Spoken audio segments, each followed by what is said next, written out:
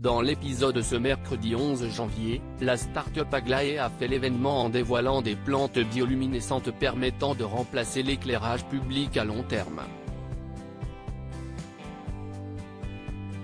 Un projet révolutionnaire qui a le mérite d'avoir fait parler sur les réseaux sociaux, et même chez les investisseurs. Dans l'épisode de ce soir de Qui veut être mon associé?, les téléspectateurs ont ainsi pu découvrir Aglaé, une start-up dont l'objectif est de remplacer l'éclairage public. Mais pas avec n'importe quoi, puisque l'entreprise utilise des plantes bioluminescentes. Une solution aussi écolo que visuellement marquante. Des plantes bioluminescentes qui font un sacré effet chez les investisseurs. Aglaé avait réussi à convaincre l'un des 5 investisseurs présents sur le plateau de la Seine-Saint-Denis, et pas n'importe lequel, Isabelle Chevalier. La créatrice d'une entreprise de produits probiotiques avait été charmée, et imaginait déjà l'application de cette technologie dans des villes à l'international, sa spécialité.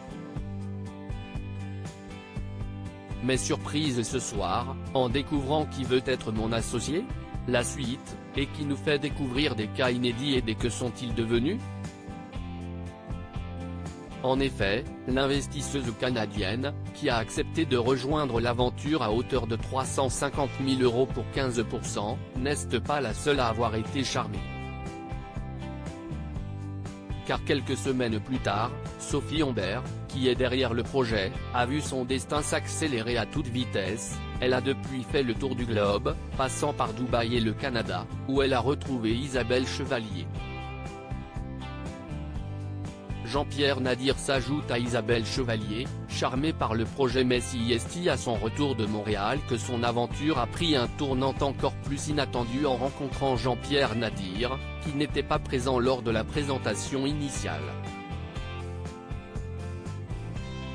Et si est cette rencontre, où elle a pu montrer les possibilités visuelles d'Aglaé et de ses plantes luminescentes, qui a convaincu l'investisseur de mettre de l'argent dans la société de la jeune femme. J'ai voulu trouver une solution et échanger avec elle pour rentrer au capital, explique-t-il.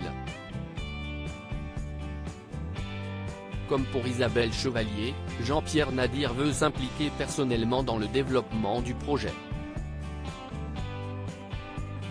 Pour ce faire, la première a accepté de baisser le montant de sa participation, à 10% au lieu de 15%, tandis que le second pourra entrer au capital à hauteur de 5%, équivalent à 117 000 €.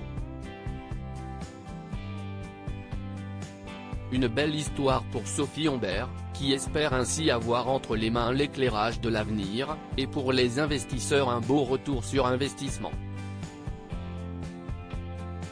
À lire aussi un échange viril. Jean-Pierre Nadir revient sur son gros clash avec Anthony Bourbon dans Qui veut être mon associé?.